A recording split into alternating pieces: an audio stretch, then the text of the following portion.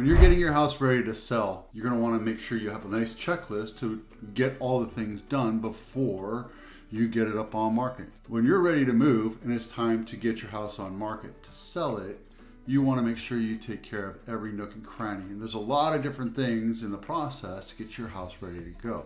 That's what we're talking about today. And let's get going. Number one is curb appeal. It's the first thing a buyer sees. Everybody talks about it, but curb appeal is really important. Make sure the green is green and not brown. Make sure that there's no dying plants around. And if there's some dead space like grass that you just don't want to put back in, fill it out with mulch. I know mulch is an easy cure, but at the same time, it's something that people are starting to do more and more, especially here in California where we have drought and drought conditions. So paying a lot of money to water your lawn just so it stays green, that's something that a lot of people aren't doing these days. If you do have a lawn, and I suggest you do, keep it green as much as possible. Keep it trimmed, keep the weeds down. If you have gophers or squirrels, ground squirrels, whatever, take care of that because people will notice that. If there's weeds or bushes that are completely out of whack or trees that need to be trimmed down, absolutely trim them. And lastly, you want to add some color. So maybe some perennials or annual flowers just around the garden, just to add that extra touch to make your house look really beautiful and inviting. Number two is fix any visual blemishes. That's inside and outside of the house, but especially outside. When you're walking around, you're looking at the garage and the walls and the windows and the entryway. Buyers are going to start looking around and they're looking at making sure that it's clean, make sure that there's no door webs hanging around or any dirt crusted on windows or doors or what have you. So get the power washer out, knock it down, and if you see peeling paint, paint over it. You don't have to paint the entire wall or the entire house. If it's just recently been painted and there's some peeling paint, knock that out. It's absolutely going to help. Take a look at it. And if buyers happen to see that kind of stuff, they're going to think there's some other things wrong with the house. And that's the whole idea of prepping your house, is to make it look inviting, but also to not cover up major damage, but also make it look like you're selling a home that's ready to sell. Number three is make the entrance inviting. If you have a painted door, make sure to put a fresh coat of paint on it. Take a look at your doorknobs and make sure the finishes look okay. For example, if you look at my doorknob, my door latch, it's been worn down. It's a rubbed bronze, but now the rubbed bronze finish is worn off. And when I go to sell, or if I ever sell my house, I'm gonna put a new doorknob on it so that it looks a little bit newer. Also, if you see chips or paint or cracks or what have you, maybe fresh tube of caulking, just walk around and make sure that your windows and your doors look sealed up, because it does leave a lasting impression, especially when you're walking into a house. Number four is let the light shine. And I can tell you, for example, this house is rather dark, especially when you have everything shut down. It just feels like a big cave.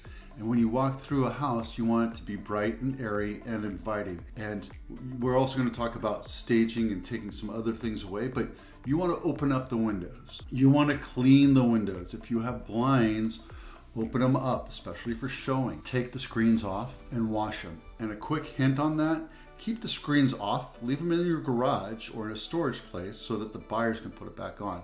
Those screens actually knock out 5 to 10% of the light that's coming through the house, and it makes a big difference. You don't even understand how the house looks like so much more bright when you have the screens left off. And technically the screens are there for the summer, so you keep the bugs out. So if you're doing it in the winter, like this is end of October time frame, it's a little cold, you don't need to have the screens on. Wash them, put them away, keep them away for the winter. Number five is remove clutter. And if you look here, there's a lot of clutter, right? There's a ton of clutter. There's always clutter in my house.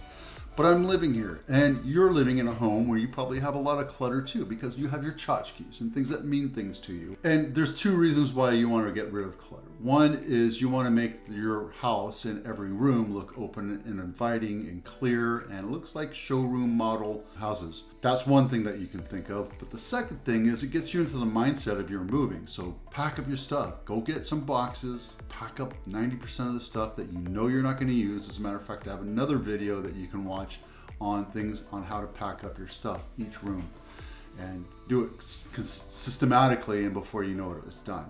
but it also gets you into that mode. You're like, okay, I'm really going to start selling this house. This house is really going to be sold. I'm really moving. And once you're in that mindset, then it comes to you a lot easier for you to sell your house. And number 6 is remove personal items. And when you live in a home, whether it's 5 or 10 or 20 years, you tend to generate memories through it. And that's you showing the buyer that you create memories and that this is a home as well as a house. It's a place where you're going to buy this house, move in, raise kids or dogs or cats, and have a lot of memories. The other is get rid of all personal items, any kind of family photos. And number 7, add decor and extras. Now, a lot of people live simply, especially the houses that I tend to sell. They live very simple life. They have a couch and a TV and not a whole lot of stuff on the walls. We have a company that actually does partial staging for you. So instead of taking out all your stuff, unless your couch smells or it's all beat up or you have some stuff that's really broken and old and miserable, we can get rid of those and put some staging furniture in, as well as decor and throw pillows and pictures, etc. And that really helps dress up your house, each individual room, and we give each individual room a purpose. We dress it up and make it look like a room, like this is an office or a bedroom or what have you. So make sure you add those extra details because it puts that finishing touch into making your house look complete. Add mirrors. Mirrors make your rooms look bigger. Now this is a 2,300 square foot house. It's one of the largest homes in this complex, in this development. I don't necessarily need to do that, but mirrors actually help make the home look more wholesome, and it makes it look larger as well. I want to say 3 mirrors downstairs. It just adds to the decor.